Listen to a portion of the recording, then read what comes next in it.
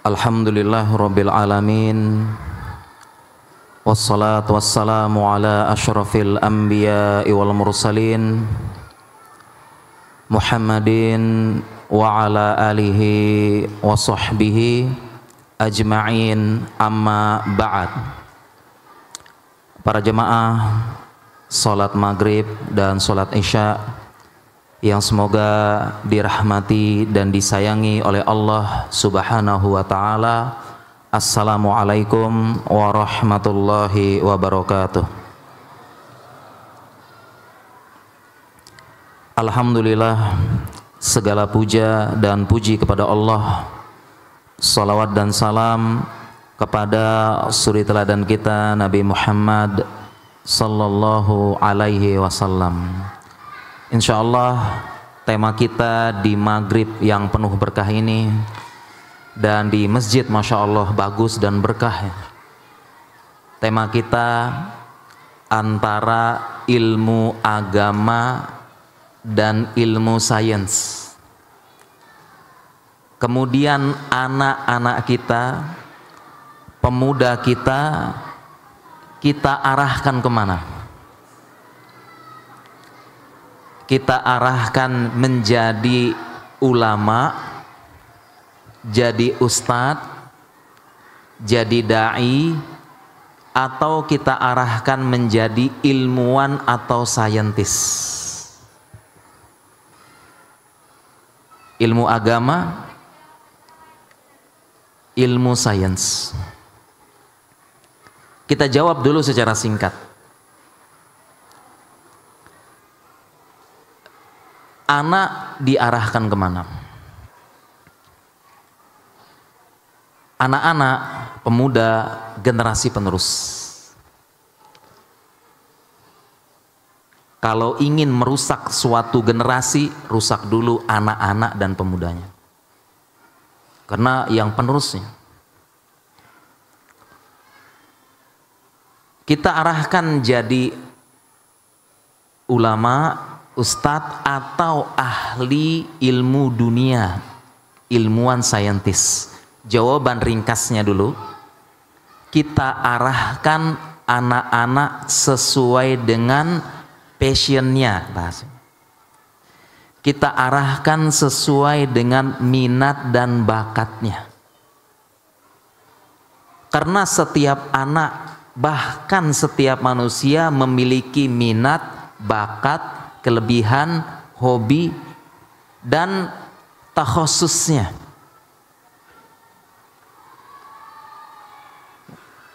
Kita arahkan sesuai apa yang telah Allah anugerahkan kepada anak tersebut, bahkan orang tersebut. Dan ini yang dilakukan Nabi Shallallahu Alaihi Wasallam bersama para sahabatnya. Nabi Shallallahu Alaihi Wasallam memaksimalkan, membiarkan para sahabatnya sesuai dengan passion, sesuai dengan minat dan bakatnya, dan tidak semuanya harus menjadi ulama, ustadz, da'i.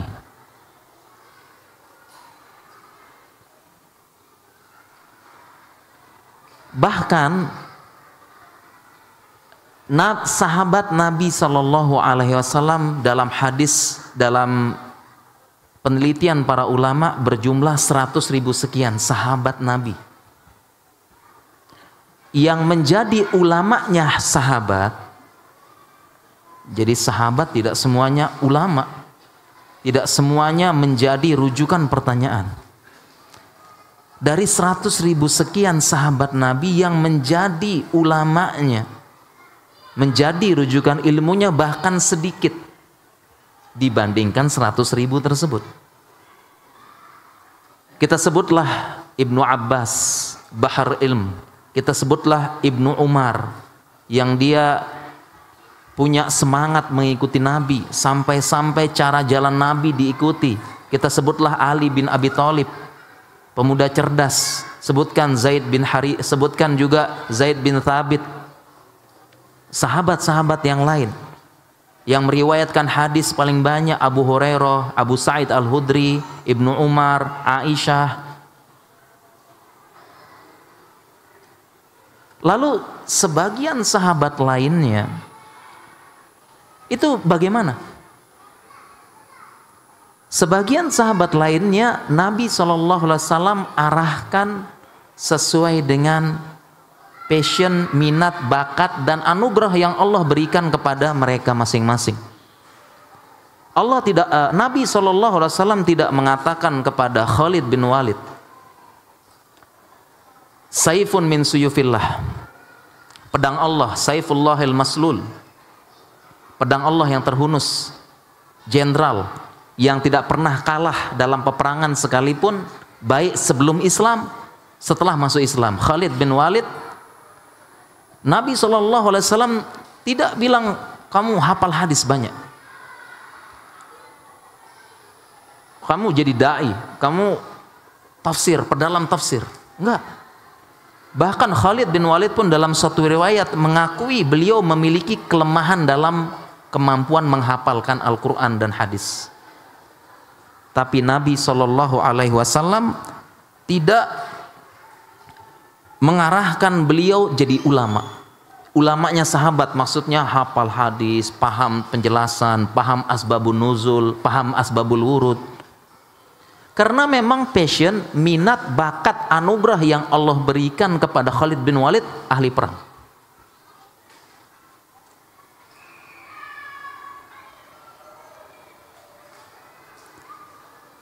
Demikian juga kalau kita sebut banyak, Bilal bin Rabah. Bilal bin Rabah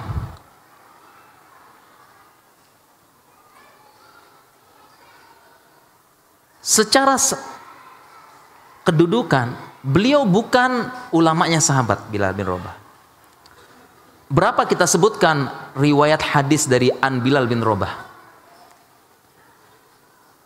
Belum ada riwayat juga beberapa sahabat datang Bilal bin Rabah belajar, sebagaimana Ibnu Umar, Ibnu Abdullah bin Mas'ud, 4 al-Abadalah, 4 Abdullah ahli ilmu, Abdullah bin Umar, Abdullah bin Abbas, Abdullah bin Amr, dan sebagainya.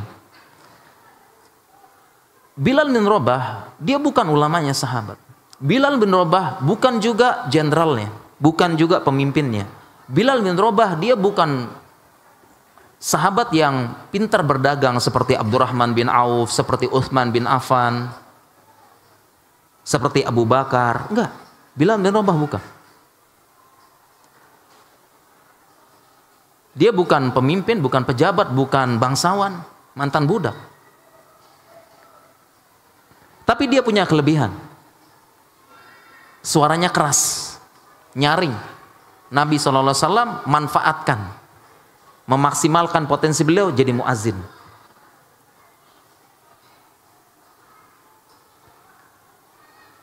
Jadi ringkasnya, kita arahkan kemana anak-anak kita? Kita arahkan sesuai dengan passion, minat, bakat, dan anugerah yang Allah berikan kepada anak tersebut. Tidak semuanya harus jadi ulama, ustadz, da'i, enggak. Tidak. Dan yang terpenting yang ditanamkan Nabi SAW pada sahabatnya, jadi sahabatnya itu selebihnya itu adalah sebagaimana kita semua. Ada yang berdagang, ada yang kerja, ada yang berkebun, ada juga sahabat yang tinggal di pelosok, ada sahabat yang ini sama seperti kita, kerja, cari uang, mencari nafkah, ada yang begini, sekarang ada yang gojek, karyawan, pejabat, dan sama. Itu sahabat semua begitu. Dan tidak semua.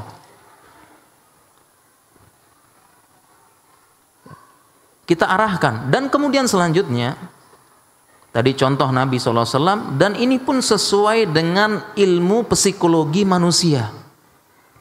Manusia itu tidak bisa semuanya multi talenta. Semua dia kuasai, semua di mana-mana ada namanya takhassus.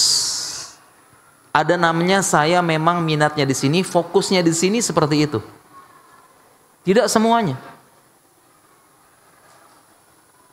Secara psikologi, ya, Tidak semuanya. Dan kita sambut yang tadi, yang terpenting saya lupa tadi. Yang penting bagi Nabi SAW, beliau mengajarkan dasar-dasar agama yang cukup kepada para sahabat. Akidah tauhid cukup. Akidah tauhid. Sebagaimana hadis Nabi SAW, thalabul ilmi fardhatun ala kulli muslim. Menuntut ilmu wajib bagi setiap muslim, dan inilah yang ditanamkan Nabi kepada semua sahabatnya. Yang dimaksudkan semua muslim wajib menuntut ilmu agama adalah ilmu agama yang fardu ain. Karena fardu di situ ada dua, fardu ain, fardu kifayah. Nah, yang ditanamkan Nabi sama semua sahabatnya adalah ilmu agama yang fardu ain, semua muslim wajib pelajari, wajib tahu. Apa saja ilmu yang fardu ain ini? Akidah, tauhid, kemudian fikih dasar keseharian, cara sholat, cara wudhu, cara puasa, cara bayar zakat. Kemudian apalagi? Muamalah yang baik, adab dasar, adab makan, adab tidur, adab terhadap orang tua, adab ini. Kemudian akhlak dasar, bersabar, qanaah, kemudian kita tawakal pada Allah. Sebagian lagi ulama memasukkan di situ bahasa Arab dasar, ilmu tahsin dasar, ilmu qiraah, ilmu tajwid, makharijul huruf, dan sebagainya. Nabi SAW dari semua sahabat yang penting ini, yang wajib ini ya. Selebihnya silakan sesuai dengan passion, minat, bakat, dan anugerah yang telah Allah berikan kepada sahabat tersebut. Nah, barulah ilmu agama yang kedua ada namanya fardu kifayah. Fardu kifayah artinya sekelompok orang saja yang wajib mempelajari. Fardu kifayah, inilah ilmunya, inilah tugasnya para ulama, ustadz, da'i, ilmu bahasa Arab tingkat lanjut, ilmu nahu sorob tingkat lanjut, ilmu balaghah, kemudian apalagi usul tafsir, usul fikih, qawaidul fikih, kaidah istimbat dan istidlal, kaidah mengambil kesimpulan dan beristidlal, bagaimana berdalil. Ini ilmu, ini adalah tugasnya siapa? Para ulama, da'i, belajar bahasa Arab, tafsir dan sebagainya. Dah, begitu juga yang kita tanamkan kepada anak-anak kita. Yang penting anak-anak kaum muslimin memiliki dasar-dasar yang tadi. Akidah tauhid yang bagus. Jangan sampai akidah tauhid lemah, dikirim ke luar negeri, pulang-pulang ateis. Pulang-pulang dia bilang Islam nggak sesuai dengan zaman. Akidah tauhid lemah. Itulah pentingnya, ini kaitannya tadi, pentingnya agama sama sains. Agama ya, sains tanpa agama buta, ateis, liberal. Sedangkan agama tanpa sains ya, maka dia tidak menjadi suatu hal yang bermanfaat bagi kaum muslimin. Terkungkung. Jadi yang penting sebagaimana Nabi SAW, yang penting akidah tauhid dasar, selebihnya silahkan kembangkan sesuai passion. Nah, anak-anak kita juga sama. Yang penting anak-anak kita tadi, kita pastikan dia punya akidah tauhid dasar yang bagus. Kita tanamkan cinta Allah, kita tanamkan cinta Nabi SAW, cinta Islam. Kita tanamkan bahwasanya Allah pencipta langit dan bumi. Allah menurunkan aturan untuk kebahagiaan manusia. Kebahagiaan manusia. Allah turunkan itulah yang terbaik. Sebagaimana kalau kita punya mobil, kalau rusak kita bawa ke dealer resminya, karena dia yang membuat. Dia yang lebih tahu. Demikian juga langit dan bumi ini kita kembalikan kepada aturan yang membuat. Itu lebih aslam, lebih selamat. Tanamkan kepada anak, nggak goyang deh. Pulang-pulang pergi ke Eropa, pergi kemana, pulang-pulang ke pengaruh LGBT boleh, HAM, akidah tauhid. Kita tanamkan. Kalau kita tanamkan juga akidah yang dasar, muamalah dasar kepada anak-anak.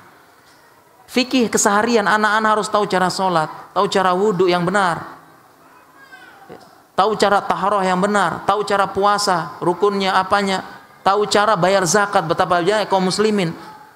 Kaum muslimin kita tanya tentang zakat tidak tahu.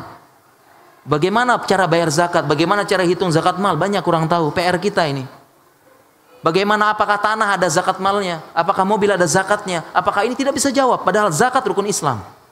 Rukun sebagaimana tiang, tiang-tiang kita jatuhkan, roboh. Kita tanamkan kepada anak-anak kita. Kita pastikan juga anak kita mendapatkan pelajaran muamalah dasar yang baik. Bagaimana dia bermuamalah yang baik, tutur kata, adab, akhlak dasar, ucapan, doa, sayang kepada orang besar, menyayangi anak kecil, menghormati orang besar. Laisa minna man la yarham shaghirana wa lam ya'rif syarafa kabirana. Kita ajarkan adab-adab yang baik, adab sama orang tua, adab dengan teman, dengan tetangga, dengan guru, ajar adab ngomong yang baik, salah minta maaf, jangan gengsi. Kalau salah minta maaf. Kita ajarkan pada anak kita. Kita pastikan itu ada. Kita pastikan juga anak-anak ya, dia memiliki kemampuan dasar. Ya, dia punya paham dasar-dasar bahasa Arab, bahasa Al-Qur'an, bahasa hadis. Kita pastikan juga anak-anak memiliki bacaan yang baik. Supaya tidak ketika baca Al-Qur'an bukannya panen pahala, panen dosa. Karena banyak melakukan lahan kesalahan dalam membaca Al-Qur'an. Ada lahan khafi, lahan jali. Lahan jali ini tidak dimaafkan. Dosa kalau sengaja membiarkan. Ini kita pastikan anak-anak kita mendapatkan pelajaran dasar agama yang wajib-wajib itu, baru setelah itu silahkan sesuai passionnya, sesuai anugerahnya.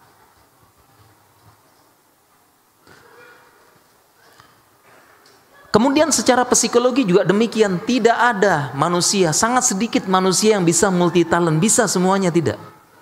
Pasti ada namanya peminatan, pasti ada namanya passion, namanya ya, hobi, bakat.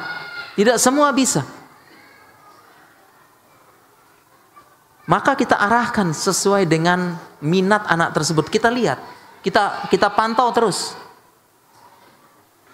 Jangan sampai anak tidak boleh kita paksa. Tidak boleh kita paksa. Sebagian di antara kita bisa jadi, bisa jadi. Ya, boleh berharap anak kita jadi ulama. Siapa yang nggak mau ya, ulama kita jadi ulama? Anak kita jadi ulama. Siapa nggak mau? Saya juga pengen. Siapa tidak mau anak kita jadi hafiz Al-Quran? Siapa yang tidak mau anak kita jadi hafiz Quran? Kemuliaan dunia akhirat. Di dunia mulia orang tuanya, di akhirat dipakaikan mahkota dari. Siapa yang tidak mau anak kita jadi ilmuwan, jadi ulama, jadi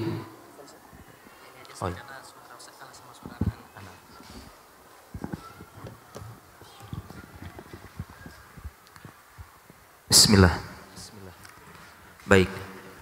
Siapa yang tidak mau anak-anak kita jadi ulama, hafal hadis, banyak paham ilmu agama, dimuliakan oleh Allah Subhanahu wa taala? Siapa yang nggak mau? Siapa yang nggak mau anak kita jadi hafiz Quran, hafal Quran? Semua pengen. Kita arahkan ke sana kalau bisa. Tetapi kalau memang anak kita bukan ke sana passionnya, anak kita tidak kuat hafalannya, inti poinnya jangan dipaksa. Jangan dipaksa.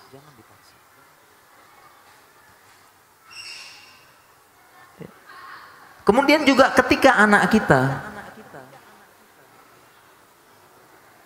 nilai matematikanya tinggi, hobi matematika, ketika anak kita juga hobi gambar, tapi kemudian sudah kita arahkan supaya menghafalkan Al-Quran, ternyata hafalannya, nilai di sekolah itu hafalan Quran nilainya mungkin ya tengah-tengah B, tidak excellent, tidak bagus, maka kita jangan terlalu sedih. Jangan terlalu sedih. Karena passionnya beda-beda. Kita nggak bisa paksa anak kita.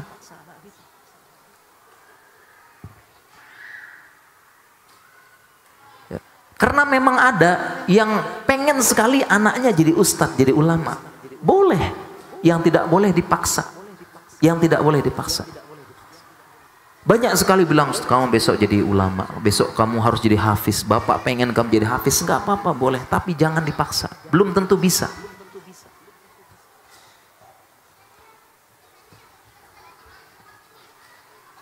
Setiap orang ada passionnya. Dan coba kita ingat-ingat dulu jamaah, pas kita masih kecil.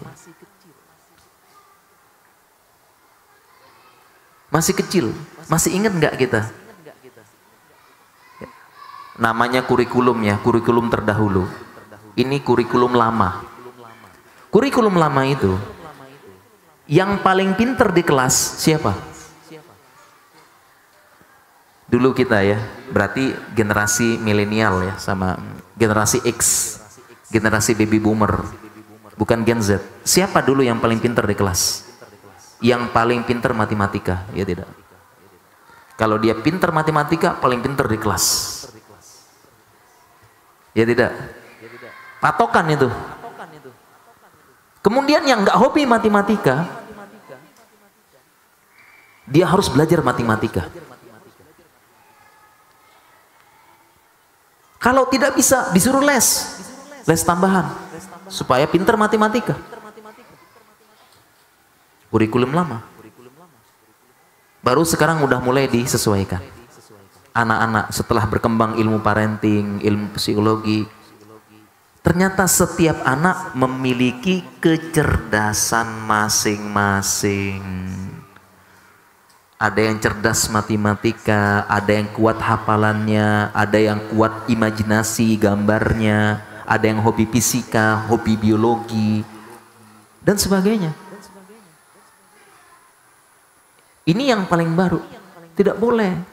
Sehingga apa yang terjadi? Anak-anak stres saat itu. Baru mulai pelajaran matematika sudah tegang pagi-pagi ya, tegang gitu. Dipaksa, nggak suka.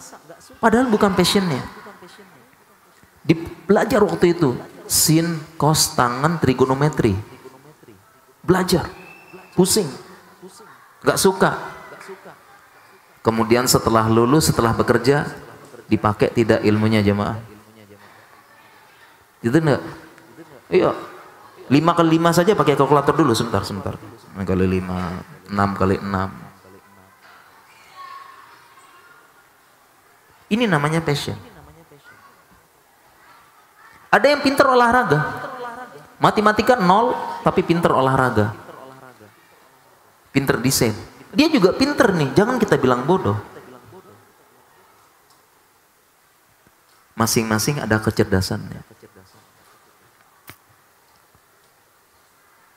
Ada passionnya. Kita tidak boleh sedih ya. Saya dapat curhat nih. Curhat, orang tua itu sedih. Anaknya hobi gambar, tapi hafalan hadisnya nilainya jelek. Jangan sedih. Kita sudah berusaha menanamkan. Memang dia hafalannya dia bukan di situ. Yang penting dia lulus. Contoh, saya dulu suka matematika, sampai ikut olimpiade dulu saya ikut olimpiade matematika, suka matematika, suka hitung-hitungan. Dulu soal olimpiade matematika itu berat-berat. Soal kadang itu ada soal isinya A, B, C, D, angkanya cuma 1. A ditambah C kuadrat ditambah F akar pangkat 5 sama dengan 1. D tambah 3, D ditambah 2C tambah 3D sama dengan 5. D, berapakah A, B, dan C dan sebutnya. Sampai begitu dulu. Ikut olimpiade matematika. Senang. Tapi nggak tahu qadarullah nyasar jadi dokter. Karena orang tua ya sangat ingin jadi anaknya, ya udahlah kita ikutin orang tua ya. Pengen anaknya dokter, saya kemudian daftar kedokteran, qadarullah keterima di UGM. Ya. Dan sekarang ilmu matematika itu saya sudah lupa sekarang ya. Disuruh kerjakan olimpiade nggak bisa. Nggak bisa sekarang kayak. Sudah beda takhasusnya.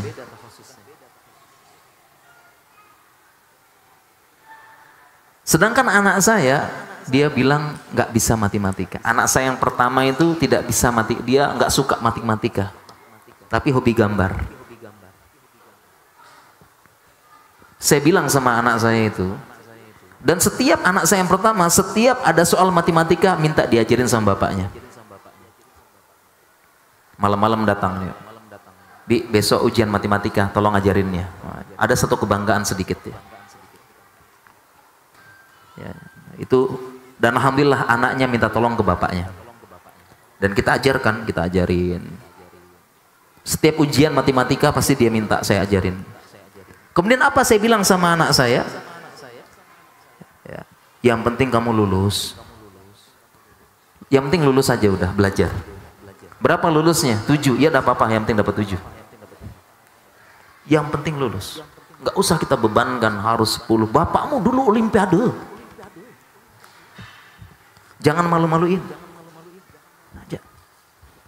Saya bilang yang penting lulus. Nah.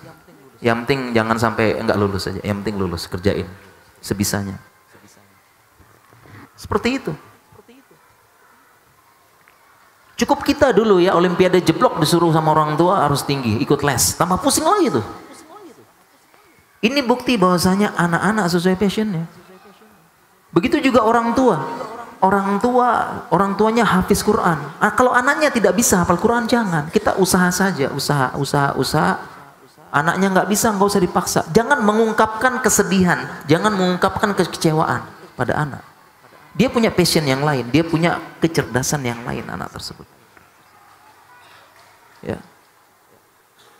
Saya tahu beberapa ulama besar.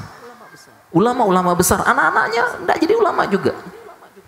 Enggak jadi ulama deh. Dibiarkan jadi ini.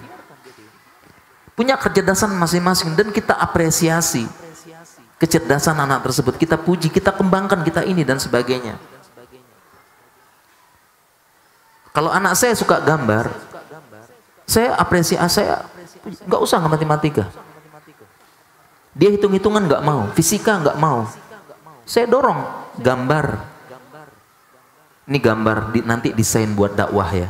Akhirnya saya buatkan dia akun Instagram, kemudian saya belikan dia tablet, saya berikan dia aplikasi Canva untuk desain dan dia desain secara berkala. Untuk dakwah. Jadi begitu anak-anak kita masing-masing punya passion dan kita pun tidak bisa menguasai semuanya. Tidak bisa kita, semua tidak bisa. Harus sesuai passionnya. Kita hanya bisa mengarahkan di awal, makanya ketika SD itu semuanya diajarin. Pas SD ya. Artinya dikenalkan dasar-dasar semua.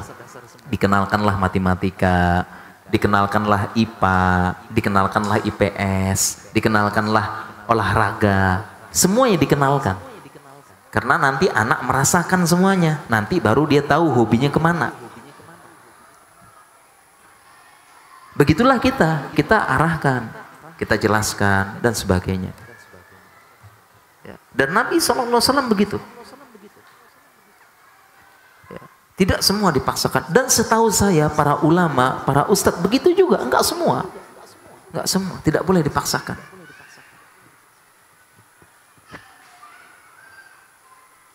Ini bagaimana cara kita mengarahkan anak-anak kita. Ya. Ada yang sedih ya. Anaknya kok tidak bisa jadi hafiz Quran. Jangan sedih. Yang penting kita usaha dulu. Kalau enggak sudah dia punya passion yang lain, kita arahkan. Arahkan. Anak saya suka gulat, Ustaz. Dia kalau disuruh hitung dia error.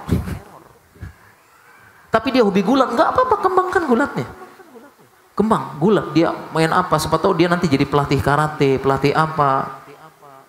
Bagus. Seniman, kembangkan.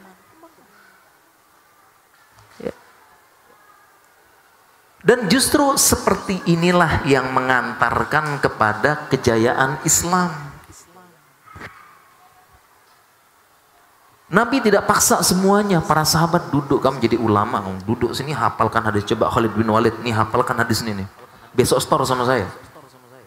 Tapi saya hafalan lemah, nggak mau tahu, kamu harus jadi ini. Enggak, bukan gitu Nabi. Bahkan ada sahabat Badui. Sahabat Badui masuk Islam, Al-A'rab, diarahkan.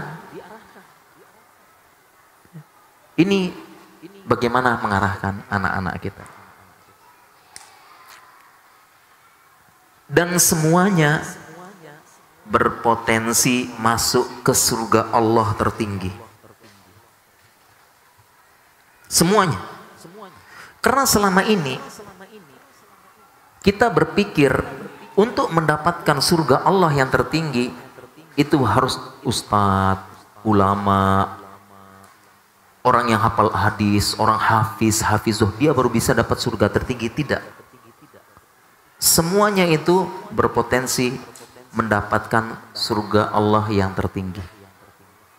Dokter muslim, pejabat muslim, PNS muslim, pedagang muslim, insinyur muslim, itu semua berpotensi mendapatkan surga Allah yang tertinggi, kedudukannya tinggi di sisi Allah.